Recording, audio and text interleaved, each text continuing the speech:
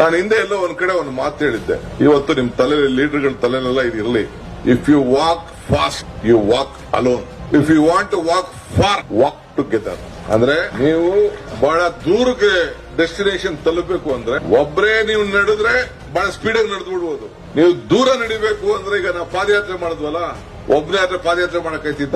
16 ಜನ ಇದ್ದದಕ್ಕೆ ತಾನೇ ಕುಂಡ್ಕೊಂಡು ಫಂಡ್ಕೊಂಡು ಏನೋ ಮಾಡ್ಕೊಂಡು ತಂದು ಬೆಂಗಳೂರು ಗಂಟ ನೀರು ಬೇಕು, ನಮ್ಮ ನೀರು ನಮ್ಮ ಹಕ್ಕು, ನಮ್ಮ ನೀರು ನಮ್ಮ ಹಕ್ಕು ಅಂತೇಳಿ ಬಂದು ರಾಹುಲ್ ಗಾಂಧಿ ಅವರು ಕೂಡ ಕನ್ಯಾಕುಮಾರಿಯಿಂದ ಕಾಶ್ಮೀರರು ಕೂಡ ಅವರು ಕೂಡ ನಡೆದ್ರು. ಸೊ ಜೊತೆಗಿದ್ದಾಗ ಹೆಜ್ಜೆ ಹಾಕ್ಬೇಕು, ಯಾರೇ ಆಗ್ಲಿ. ನಾನು ಅವ್ರು ಬಂದ್ಬಿಟ್ರೆ ಹೆಂಗೋ, ಇವ್ರು ಬಂದ್ಬಿಟ್ರೆ ಹೆಂಗೋ, ಏನ್ ನಮ್ಗ್ ಸೀಟ್ ಇಲ್ದೆ ಹೋದಂಗ ಆಗೋಯ್ತದೋ. ನಿಮ್ ಹಣೆ ಬರ ಯಾರು ತಪ್ಸಕ್ ಸಾಧ್ಯ ಇಲ್ಲ, ತಲೆಯಲ್ಲಿ ಇಟ್ಕೊಳ್ಳಿ. ಆದ್ರೆ ಎಲ್ಲಿ ಶ್ರಮ ಇದೆಯೋ ಅಲ್ಲಿ ಫಲ ಇದೆ, ಎಲ್ಲಿ ಭಕ್ತಿ ಇದೆಯೋ ಅಲ್ಲಿ ಭಗವಂತ ಇದ್ದಾನೆ, ಎಲ್ಲಿ ಮನ್ಸು ಇದೆಯೋ ಅಲ್ಲಿ ಮಾರ್ಗ ಇದೆ. ಸೊ ಅದು ನಿಮ್ಮ ತಲೆಯಲ್ಲಿ ಇರಲಿ. ಶ್ರಮ ಪಡಿ, ಸಂಘಟನೆ ಮಾಡಿ. ಈಗ ಮೈಸೂರಿಂದ ಬೆಂಗಳೂರಿಂದ ಮೈಸೂರು ಗಂಟ ಹೋಯ್ತಿರಪ್ಪ, ಒಂದು 20 ಆಂಜನೇಯನ ದೇವಸ್ಥಾನಗಳಿದೆ. 20 ಆಂಜನೇಯನ ದೇವಸ್ಥಾನ. ರಾಮನ ತಂದೆ ದಶರಥ ಮಹಾರಾಜ, ರಾಮನ ದೇವಸ್ಥಾನ ಇಲ್ಲ, ಆಂಜನೇಯನ ದೇವಸ್ಥಾನ ಇದೆ. ಯಾಕೆ?